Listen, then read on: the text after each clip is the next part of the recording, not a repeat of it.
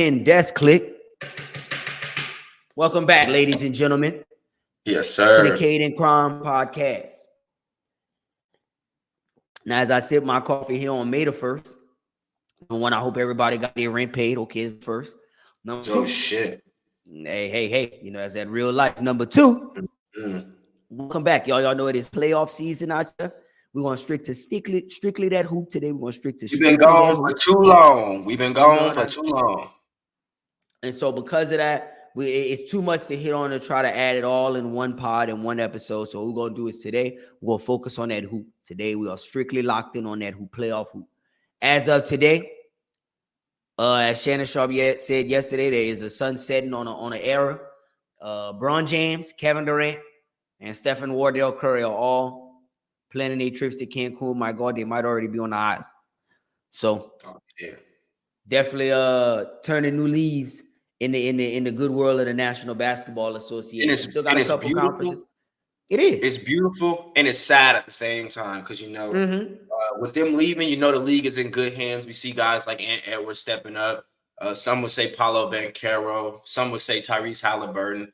It's just a lot of new faces that we're getting to look at. And we're going to see how long their longevity could be in this NBA, how many playoff runs they can have, how successful they can be. Who's the face of the league? That's what the conversation is now with all these guys going out. Who's the guy? Who's the guy? LeBron had his era. LeBron had his time. Steph came in and had his little short stint. KD had his short stint. You know, Giannis and Jokic kind of having stints. But now we need an American face. We need an American face to say who's the backbone of American basketball. Well, see, I want to talk about that right there. We're gonna break each series down one by one quickly, and then I have a couple questions I want to ask you. A couple of them I got in my head. This is the first thing. I want to put this into perspective for a lot of people that I don't think a lot of people would realize. Whenever we're gonna look back at Nikola Jokic and look back on the body of work in his career and the moment that Jamal Murray created in this past series, along with what they did to the Lakers last year. People really have to realize, like, Nikola Jokic might be the sole reason LeBron don't have 5 and 6 championships, especially last year. Because if Nikola Jokic is not standing in his way, then y'all going to the finals. So I just look at what LeBron and well, like you said, LeBron and them having that era. And basically what I'm saying is, who shut that door on LeBron? Who officially closed the door? And that's basically what I'm saying is when we'll look back on it, it'll look like Nikola Jokic officially closed that door on LeBron. If LeBron don't do nothing. I don't want to say Jokic closed the door on him. I think Father Time did. I think Father Time, and like he's still performing at this high level, but now we can't just toss rock to LeBron every single time and say, well, hey, go get us 49. Go lead us in every single statistical category. Right. And hoop 46 minutes. You feel me? He can't do that no more. I mean, he still performed at a high level in all these series or in that series. But I just think Father Time caught up with him, bros. I mean, the role players that you got now are not the type of role players to win championship games, in my opinion. Well, let me rebuttal that real fast. Because to say Father Time, all right, well, Zion had a chance, and obviously he got hurt. Maybe he would have got it done if he didn't get hurt. But Zion had a chance to put him out this year. He didn't. Okay, then last year, Ja Morant had a chance to show Father Time, and he didn't. Whoever in the play-in tournament had chances to show Father Time, and they didn't. And whoever they played in the playoffs after they played, Ja Morant had a chance to show Father Time, and they didn't. The only person, and even when people talk about the Lakers not being able to win and the role players not being good enough and all that, bro, the only team that's beaten the Lakers in playoff series in the last 2 years is the Denver Nuggets. I do think Minnesota would have got him this year. I can't refute that. I can't refute that. Minnesota. I do. That's one of the series we're gonna hit on too, obviously. But I feel what you're saying there. Would have been another tall task. I don't know about OKC. I don't know how I feel. But anyway, let's not get too far. So I want to go down the list. Let's first talk about the since we're already on the Nuggets and the Lakers series. Let's first talk about how we talked about months ago. We told boys about Jamal Murray. Well, we tried to. Had a couple folks get in the comments, folks get in the messages, talk about, oh, Jamal Murray not top 5. As I asked on Instagram the other day, well, I would like y'all now to go in and pick 5 point guards you're picking before Jamal Murray. Let me know. Because as you said, the way you started the soliloquy was, I don't care nothing about what you do in the regular season. What do you do in the playoffs? Well, ball in my hands and coach, no, not even to call a timeout because I got it. Not once, but twice in less than a week. Fuck out the way. Fuck out the way. Come on, bros. That's crazy work. And so what I want to ask you with that is, where is Jamal Murray's legacy as far as like? Well, bro, that's so crazy because I just seen Chris Broussard tweet, or he probably said it on the show, but I seen a tweet that I kind of quoted him and said, if the Nuggets win a championship this year, Jamal Murray is a automatic Hall of Famer. First ballot. Why the fuck is he already a Hall of Famer? He already has a ring without a lot of these niggas don't have. Like, the fact that he doesn't have an all-star appearance is actually mind-blowing because who's voting? Bro, who's voting? Ain't nothing to me personally. I can't speak for nobody else. To me personally, I think he can do the same thing that Devin Booker can do with the ball in his hand. I think he can do the same thing that Donovan Mitchell could do with the ball in his hand.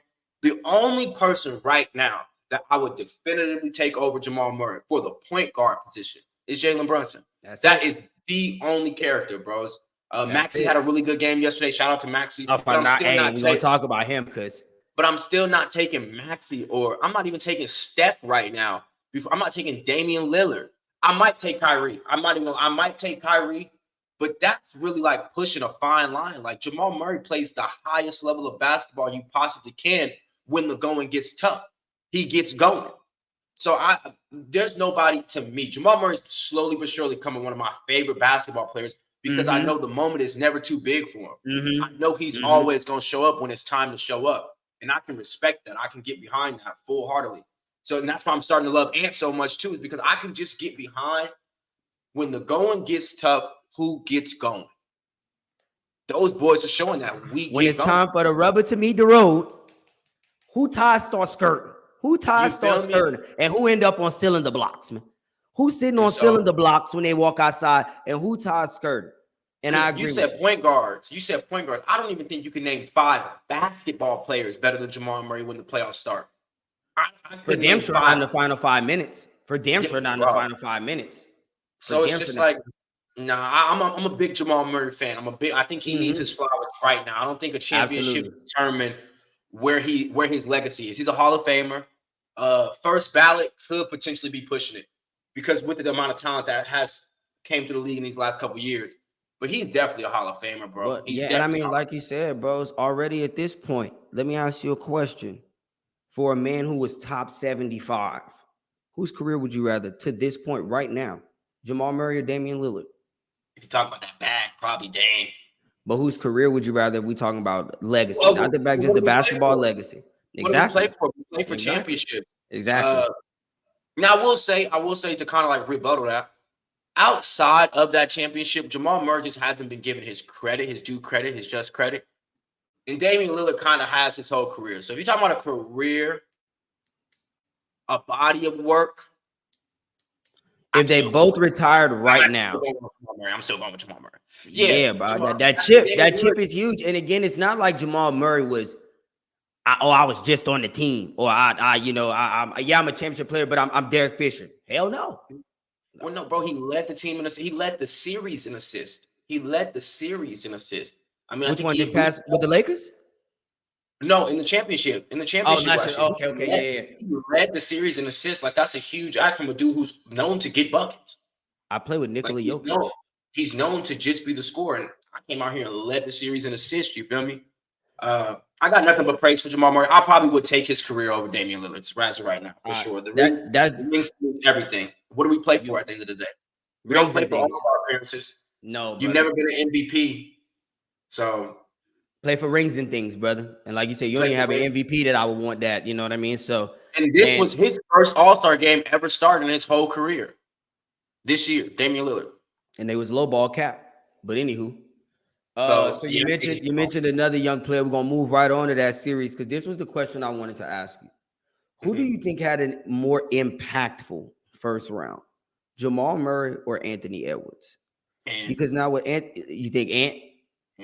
Yeah, because what Ant did to the Suns was like he is the team. Jamal, Jamal Murray isn't necessarily the team. He's just a very, very important piece of the team. Right. Ant is the team. Right. He is the team. We go as I go. You feel me? So, and the thing about Ant with me, why I'm also such a huge fan of him, bro, when you talk about two-way player, when you talk about 3 and D, fuck 3 and D. I'm a two-way specialist. I'm a two-way specialist, bro. I'll go grab this dude, shut him down. I was listening to his mic'd up. He looked up at me, he said, Brad got 5 fucking points. That's on me. That's on me. Courtesy of me. Courtesy of me. And I got 40. So it's just like. And you supposed to be who? When you take pride on both ends of the ball like that, I can get behind it. You can't impact winning more than that, than locking up and dropping 40. So I don't think a player in the NBA so far has impacted a series more than what Ant did with that series. Because you got to think about it, bro. Like literally every single time down the court, you're guarding a first ballot Hall of Famer. You're guarding a KD. You're guarding a D-Book. You're guarding a Brad Beal if you want to give Brad Beal that nod for first, or Devin Booker for the first ballot Hall of Famer. Brad Beal not the first Hall of Famer, but skill wise, I get what you're saying. You feel me? He led the league once or twice. Brad get buckets 30 plus a night. You feel me? So I think when you think about it like that, bro, and then giving those niggas buckets, walking them back down and dunking on KD and like doing all this other extra shit. Yeah, I think nobody impacted the series more than Anthony Edwards, in my opinion. I agree because I this is what I think. I think Jamal Murray impacted his team when it mattered the most. But yeah, obviously in the final 5 minutes. I think with Anthony Edwards, not only did he impact his team, he also impacted the Suns. Like to me, it just seemed like, yeah, bro, like you said, bros. I'm busting y'all ass and I'm letting y'all know about it. Shit. Yeah, bro. And as I get to 1 game, 2 games, 3 games, damn, he's still busting y'all ass talking that shit. 4 games. Like I said, bros, the one when he went and met Devin Booker at the rim and kept walking towards him, look, fuck wrong with you? Devin Booker ain't got nothing to say. I'm like, damn, Devin, you got 40. Turn on and say something. But it's like by that point, what can you say? You down 3-0, you losing. He just looked up at the scoreboard, as you said, and said, I got 40, Brad got 5. It just seemed like he took the Suns. Yeah, bro. And he took the Suns clean out the series. You know what I mean? And I felt like he gave Cat a different level of juice. He gave Jaden McDaniels a different level of juice. You feel me? Like when your best player saying some shit like, yeah, they got KD. We got Jaden McDaniels. We got Jaden. No, bro. And he said that with a straight face. Bro, that gives your teammates confidence, bro. Like that gives them that, all right, and I'm going to back that up what you saying. Nigga, I was listening to the mic'd up. I was listening to the mic'd up. What Mike Conley say? The leader of the team. What Mike Conley say? Take us home, 5. Take us home, 5. That's it. Take us home, 5. And what 5 do? Took them niggas home. Get right, and let's go home. He instills confidence in everybody in the organization, not just the coaches, not just the players. Everybody in the organization is instilled with confidence. The owner, like, Rodriguez, A-Rod, like them. They all pushing this dude, like, and they all confident in this dude. And I'm gonna be real, I'm confident in him too. I hope they give him MVP just off some because we want a face type shit. Because I put a futures ticket in on it, so y'all show me some love. Y'all give that boy an MVP. I wouldn't be mad. You reaching, Pete. You're reaching. I know, brother, but I'm gonna just put it out there in the universe. See what happened. I'm gonna put it out there. I don't want to jump too far, but I think if anybody outside of Jokic should get MVP shot. I feel it. So that's the last thing I want to ask you about. That is, so now obviously that's what we got next is Nuggets, T-Wolves. First game is gonna be Saturday in Denver. I don't know the time yet, but Saturday in Denver. Who's your early pick for the series? I'm gonna take Denver. I'm gonna just take Denver, just because. To me, the best player in the series is still Jokic. Heard you. The best player in the series is still Jokic. So I'm gonna take Denver, and I think Jamal Murray is a better sidekick than Cat. I love Cat though. I absolutely love Cat's game. Love his game. I think he's probably one of the most underrated players in the NBA. But I think Jamal Murray is probably a better sidekick than him. And then at that point, I think the Nuggets also have better role players. I think Michael Porter Jr., I'm gonna give him the nod on McDaniels. I'll give KCP the nod or Mike Conley. And then that Aaron Gordon, Rudy Gobert could kind of just be a toss-up. Neither one of their benches really impressed me. I mean, they got Nas coming off the bench for Minnesota, but that's really about it. He's probably the best bench player in the series. Yeah, Nikhil could be kind of sporadic. Yeah. He could be kind of sporadic. You don't never know what you're going to really get from him. He could be on one night, could be off the next night. I know with the type of system and the type of basketball that the Nuggets play, their bench players will be effective because that's just the type of ball they play. The Christian Brown boy, he'll get in the game and be effective. Peyton Watson will get in the game and be effective. Like these cats will get in the game and just make something happen. Not to say that the boys from Minnesota won't, but I just think more so for the boys from Nuggets. I got 4-2. I got 4-2 Denver.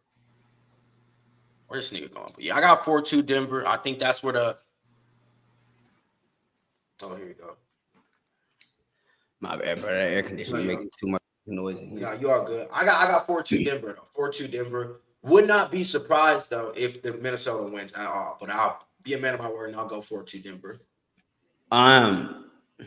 I agree. I think Denver. This is Minnesota's one chance. I'm gonna say the same thing, and the same thing I said about the Lakers. Your best chance to beat the Nuggets, because when you're playing them on the road, you need to get one on the road. The best chance to beat them is going to be Saturday. You have 4 or 5 days off. The Nuggets are playing with beat up players who are trying to use this 4 or 5 days to get healthy. Y'all are healthier than the Nuggets. That's huge this time of year. Ask the Pelicans and the Thunder, the Pelicans and the Thunder about it. Health is huge this time of year. You know what I mean? So for me, y'all have the healthier team and you get 4 or 5 days to get your legs right, get your breath up under you. If I was y'all, I'd get out to Denver early, start getting the body and the breath used to that altitude. I'd be out there right now because you ain't got nothing else to do. Start getting prepared for that altitude, and your best chance to win this series is to get the win Saturday. If Minnesota wins Saturday, they have a good chance to win this series. Because I feel like the problem with teams that have been playing the Nuggets, nobody puts pressure on them series-wise. That's why I felt the Lakers needed to get that first one in Denver. Take that first punch, bro. Make them have to fight back. Make them have to crawl out the hole. But when you always got to crawl out the hole, you always fighting from behind, they in a comfortable spot.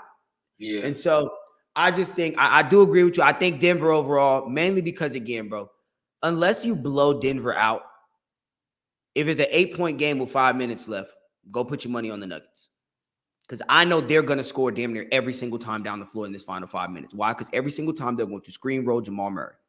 Like in the final 5 minutes for the Timberwolves, Rudy Gobert won't be able to play. That is when he'll come off the floor.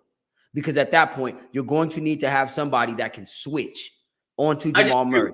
I disagree with that. I've always told you. I think Rudy Gobert actually moves his feet damn well against Do you think he moves his feet better than Anthony Davis? Because he couldn't even help it. No, he was getting torched.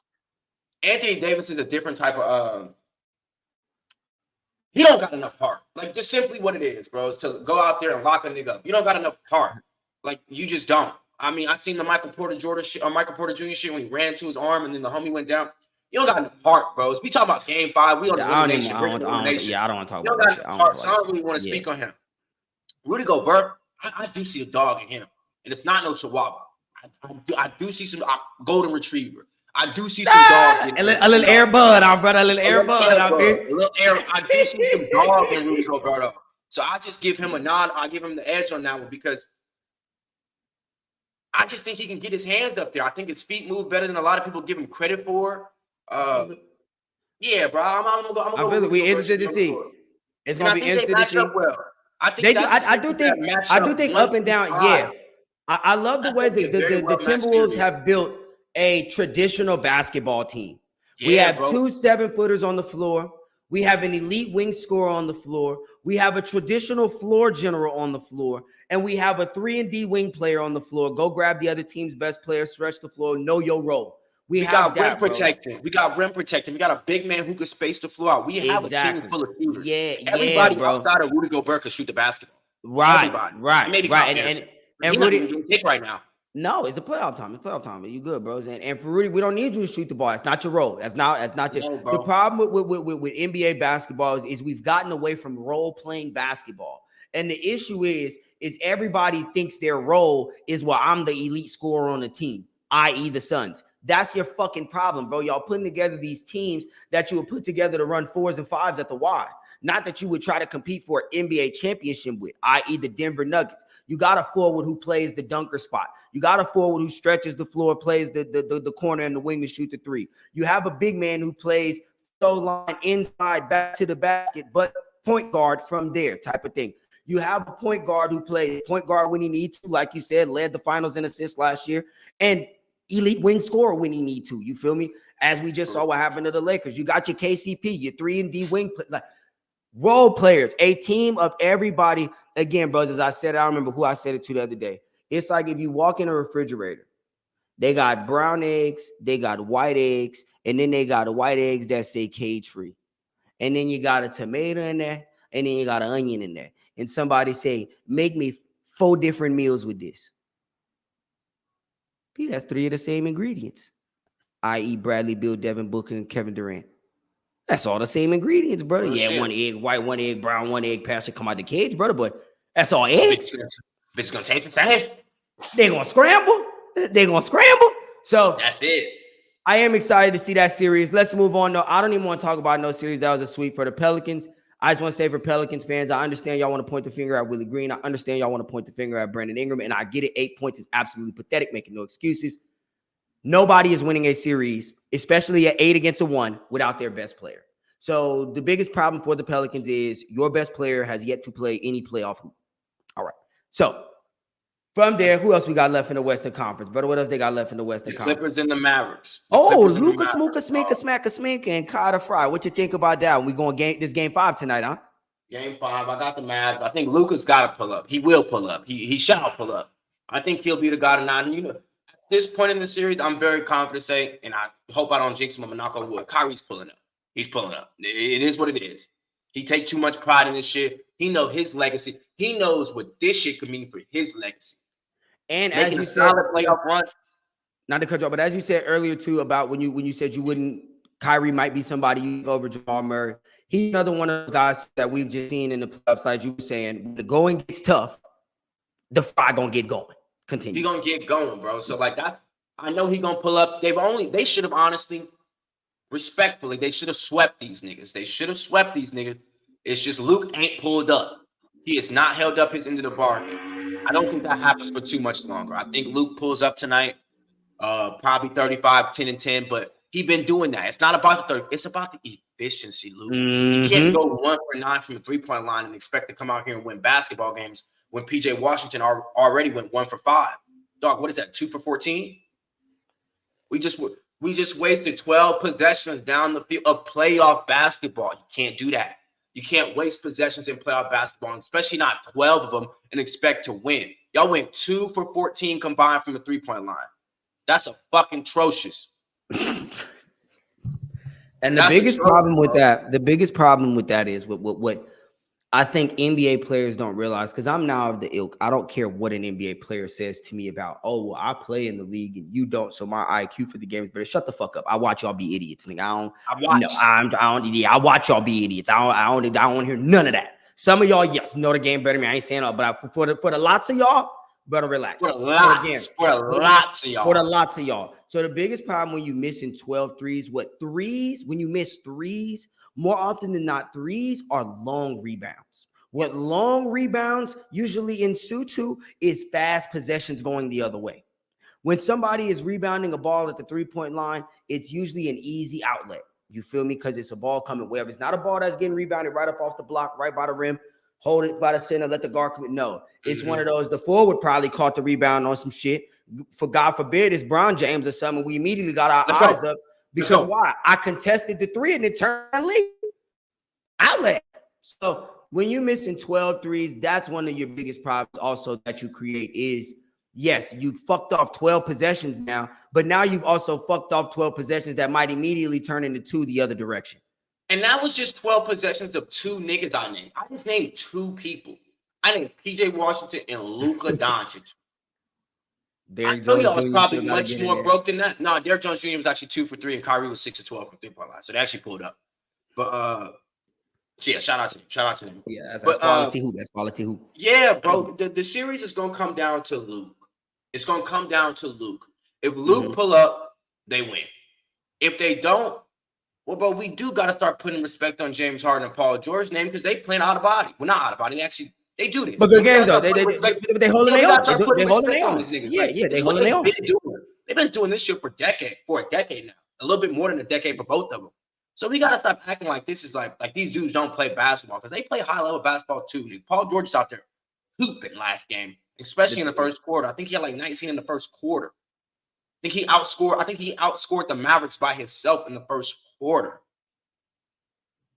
Well, if you do that, brother, I could respectfully call you playoff P. You could be playoff P. And they wrote James Harden off, and like he ain't right back. He's still coming out here putting up good performances, not great performances, but really good performances. The biggest person to me on the Clippers, though, that steps up and kind of determines them winning. Take a guess. Norm.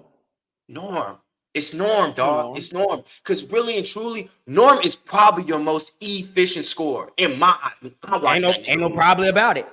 But when Norm get the basketball, Norm getting to it. Like it ain't much goofing around. I very rarely see the homie miss. Norm like, he take a wide open three. It's probably good. He get that ball and you look like food and he going downhill. Then you're food. That is what it is. Comer.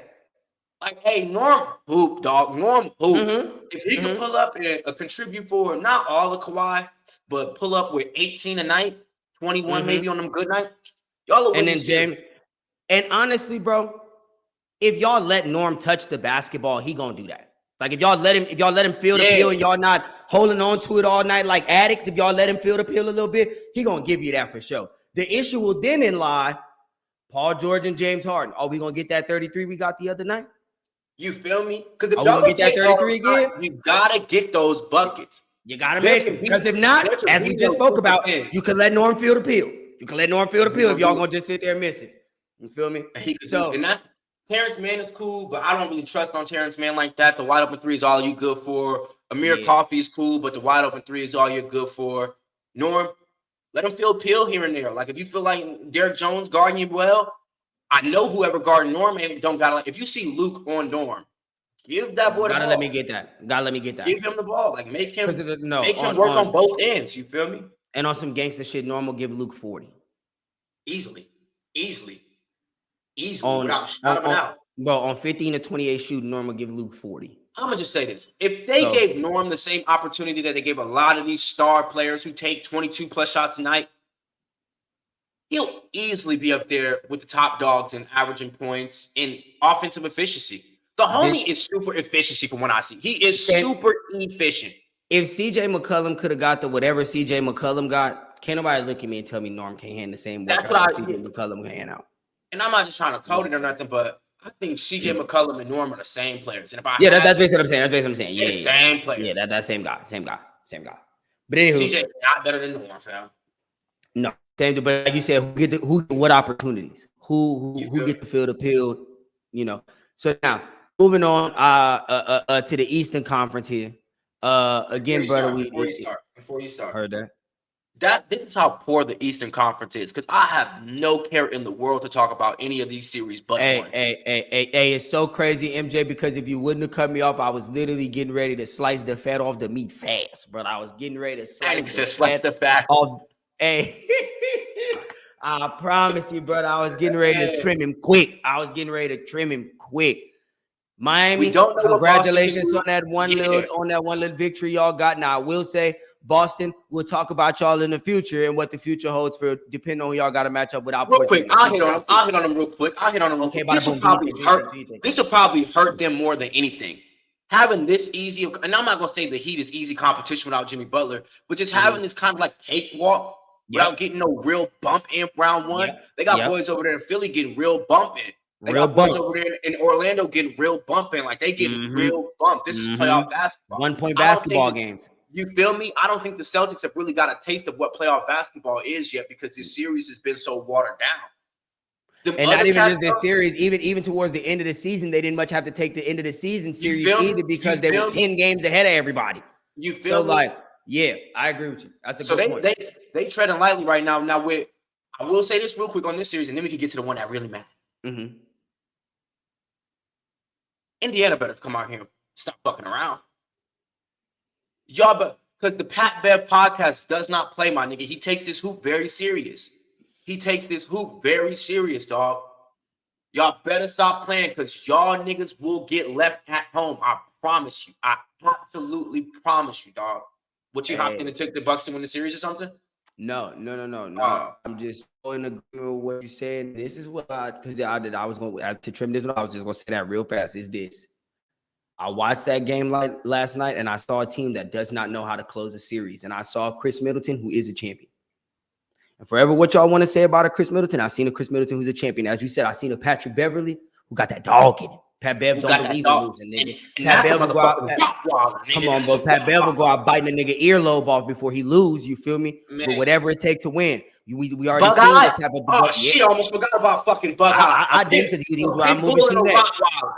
Because to be so real, Bug Eye don't not just Bug Eye. Bug Eye is he's skilled. He's skilled. He's an elite level. He's he USA basketball. He's a former USA basketball 25, bro. Bug Eye will give you 25 and 12.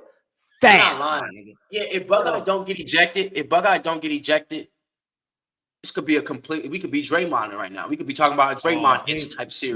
Might be a 3. Yeah. On some shit because as I looked at Indiana there, and this is the problem I heard somebody say last night. I forget who said it, but it was ding, ding, ding, ding, ding.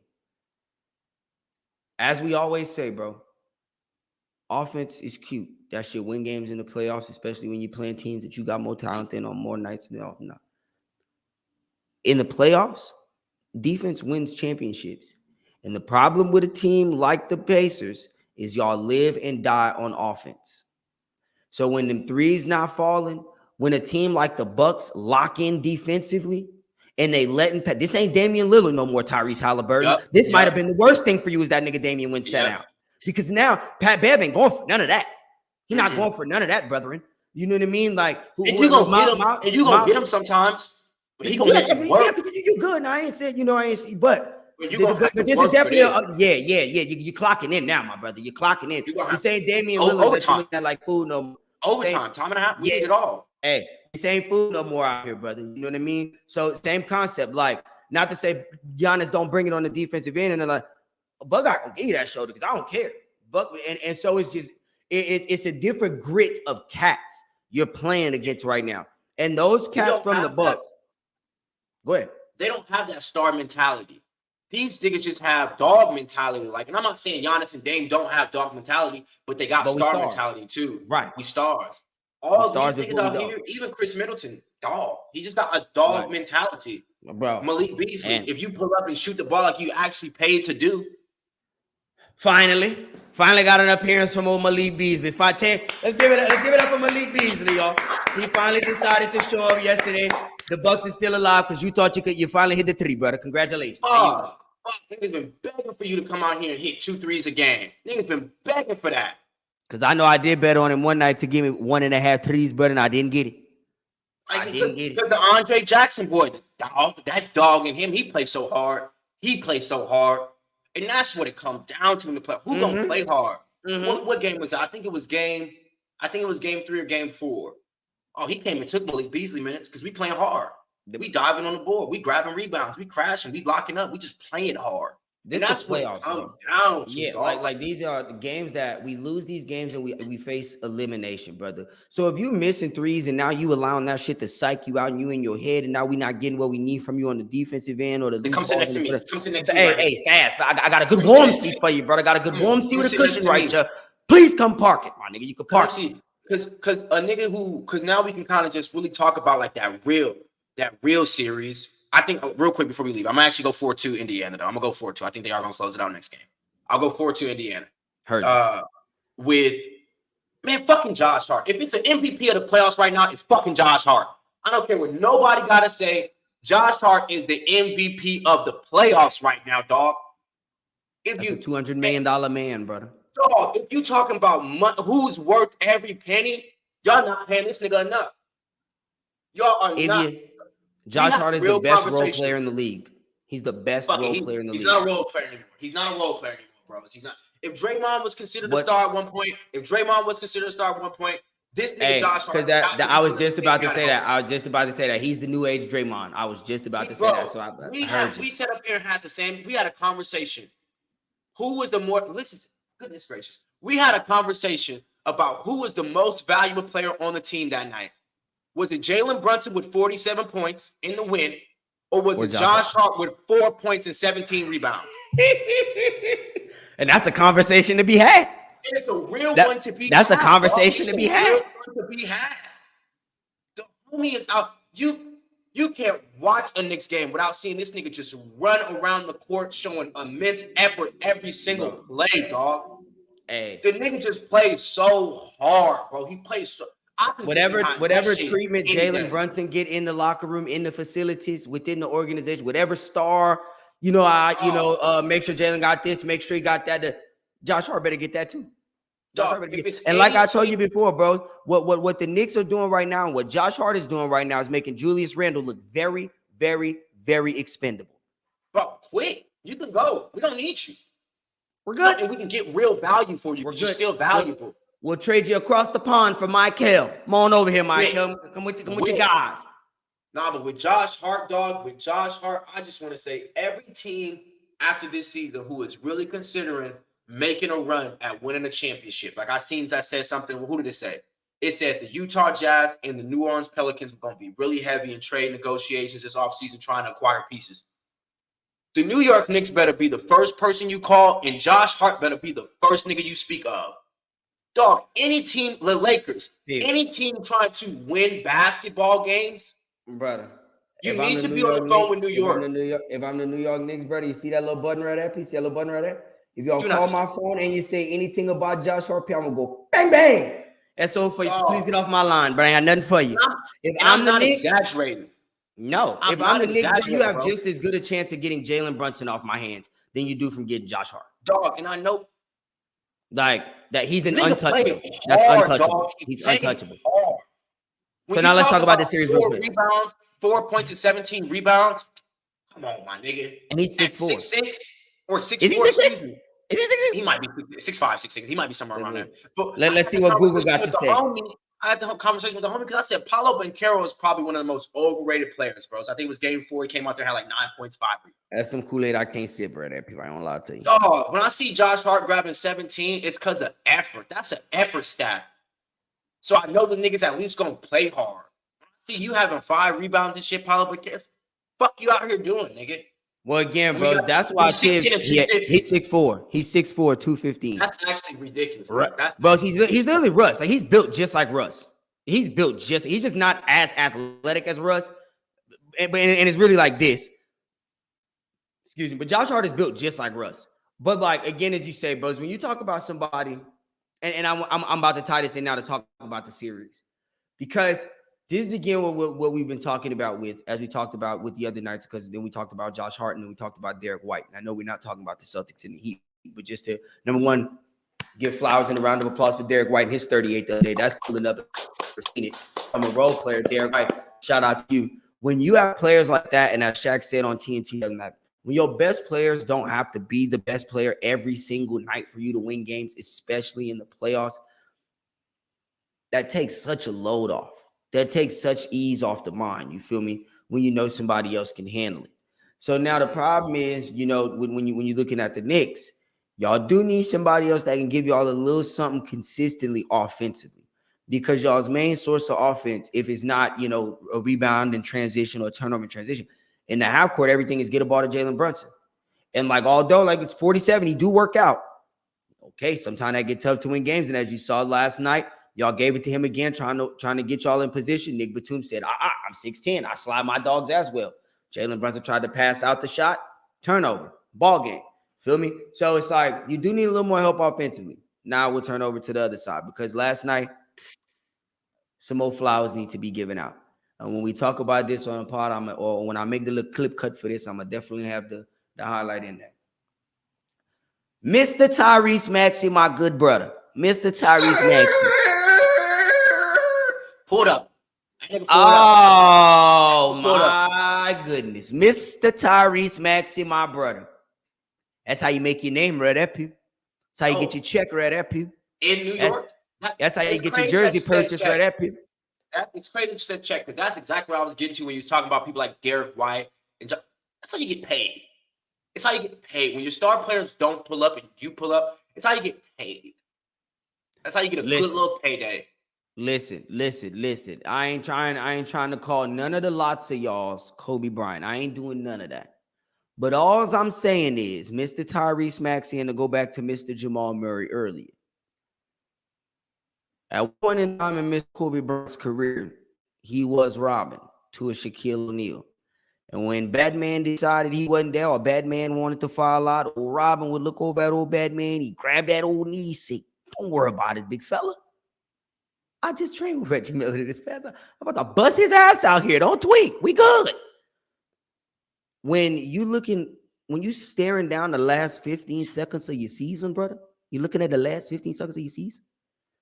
And if I'm not mistaken, brother, I don't know much about New York, brother. I don't know much about New York. I don't know much about the Northeast. I ain't never been there, P. Goddamn, Brad Ball, let you pull up from a bodega, P.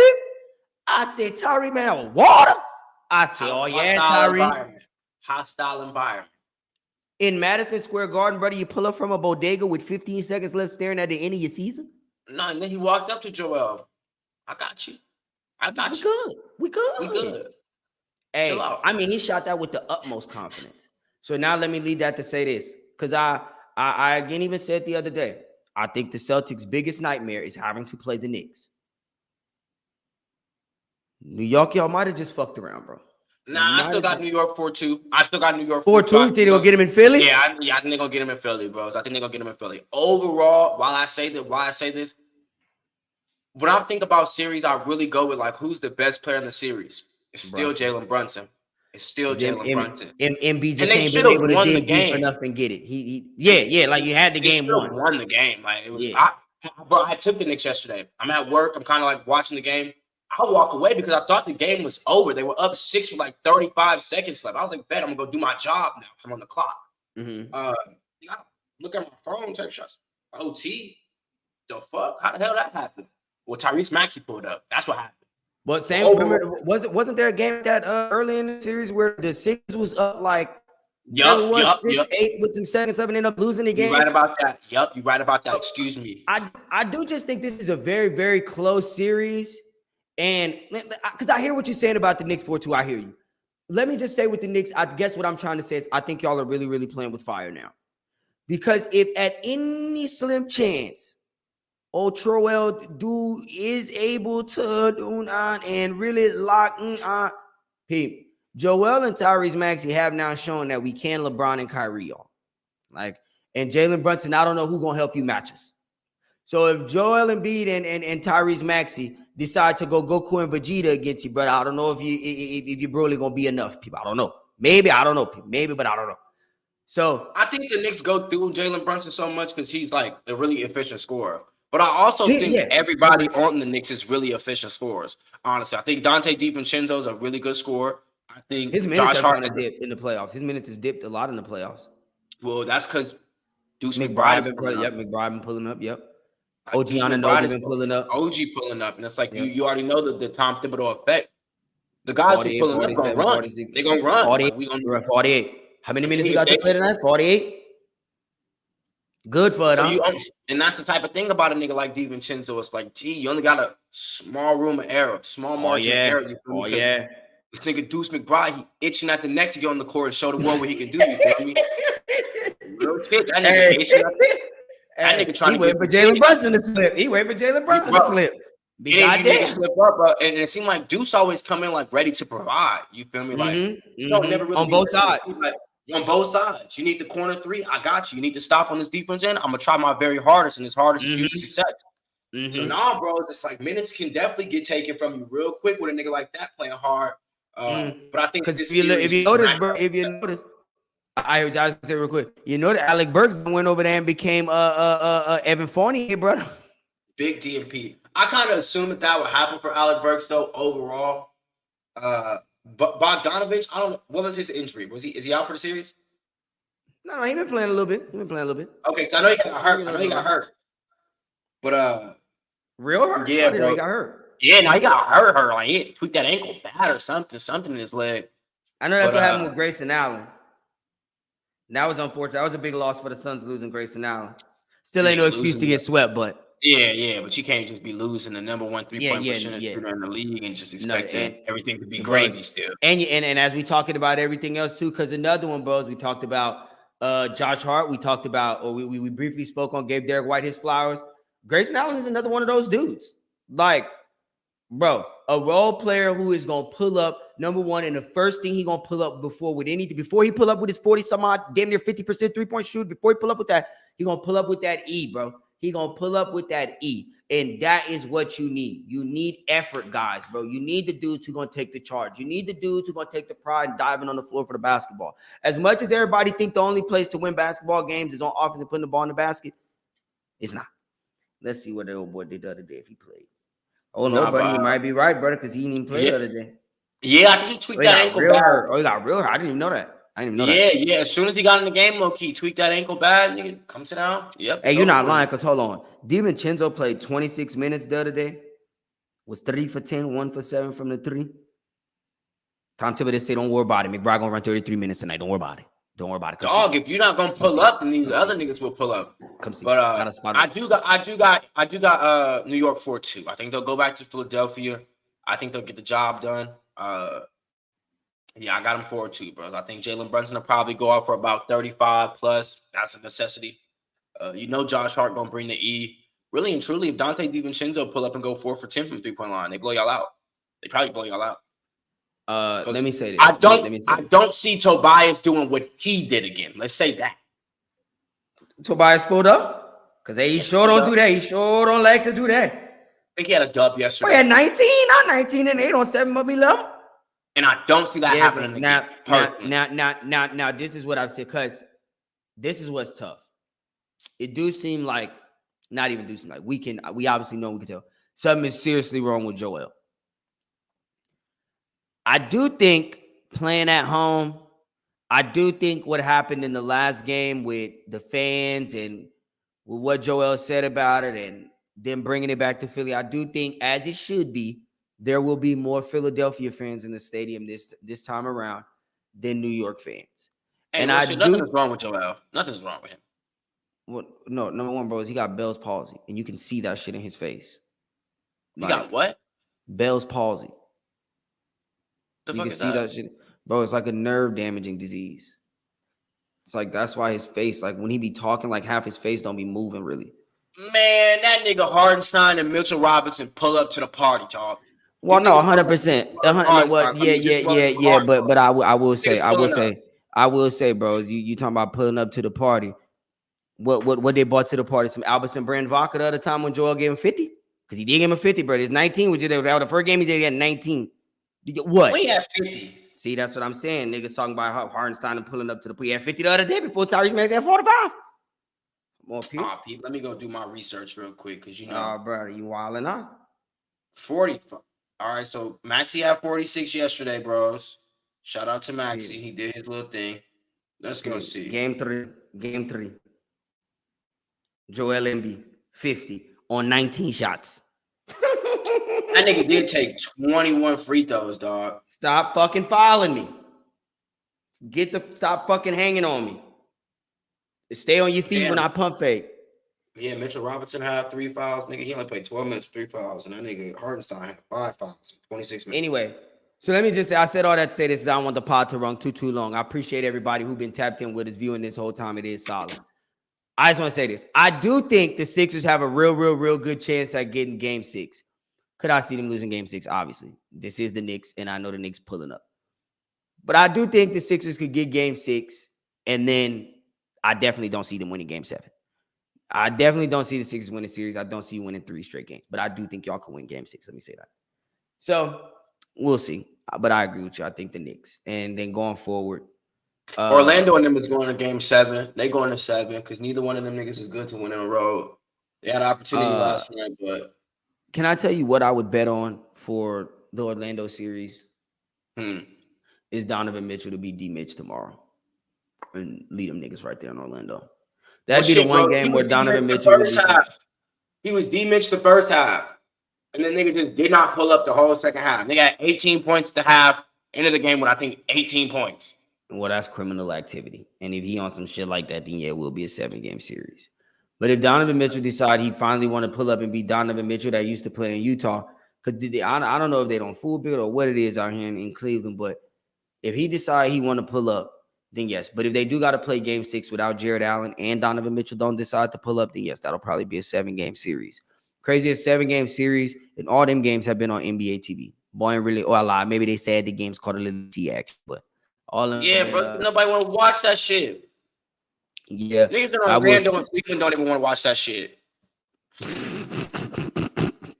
Dog, that is a poo series. And to be so real, without Giannis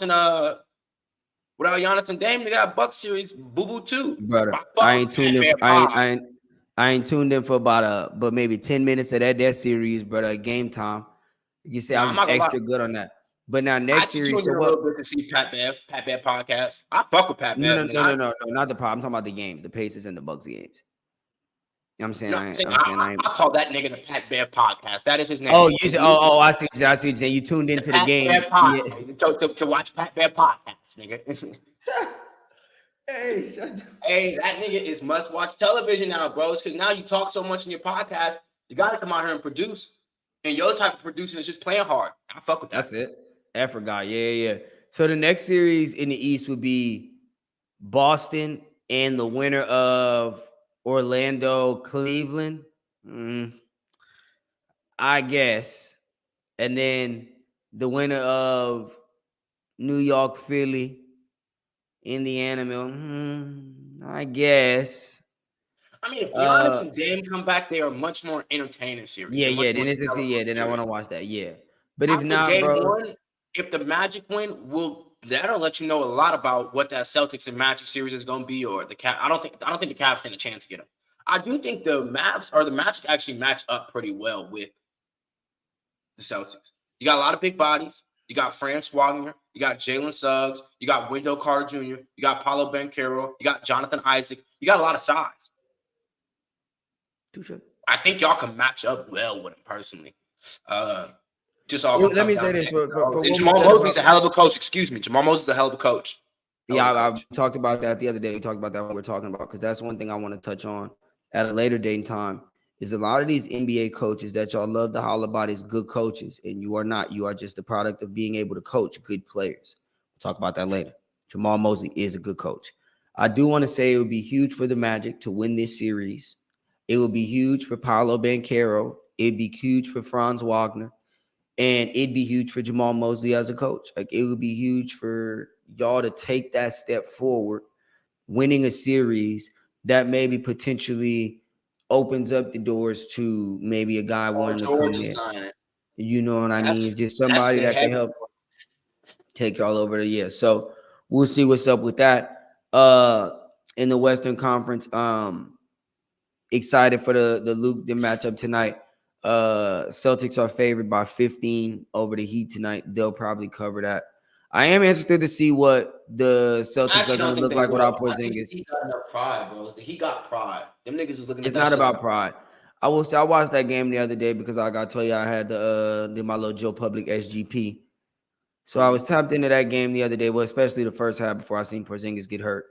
And what I would say about the Heat is, unfortunately for them, they just don't have enough offensively.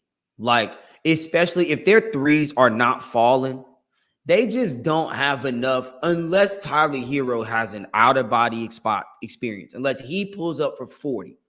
And then Bam give you his 25, 26, 27. And the Martin boys still going to have to. Then that's different. Yeah, they just really, really do not have enough offense to score enough. So they'll probably get blown out. Like, even the other night, like they said, bros, when they won that game the other night, the Heat hit a record number of threes. So, like, if they don't do that, they really, really don't have a chance. What I would tell y'all tonight is I'm interested to see what Derek White does. He made a comment after the last game. He said the last time he had a great game, almost as good as so, his next game was some ass. And tonight the Celtics going to be playing without Porzingis. So Derek White talked about focusing on making sure he didn't want to have a horrible game after having a good game. And tonight the Celtics going to be without Porzingis. Basically, I'm saying that to say if you wanted a bet player of the day, I'd take Derek White for whatever his points total is. I'd also take Derek White for whatever his 3-point count is. Anywho, with that being said, brother, anything else you want to add on these playoffs so far? No, people, I think we hit it all, my nigga. I'm just very excited. I think at the end of it all, it'll probably be New York, and Denver. That's who I In got. New York, who had the better record out of Denver? Denver had a better record than New York overall, long. Yeah, Because New York barely won 50 guys. Okay, yeah, all right. So yeah, I probably go. I'm gonna go repeat for the Nuggets, 4-2 against Denver. 4-2 against the Knicks. That's my prediction. You heard it here first on the Big Bet podcast or the Kaidd&Kramm podcast.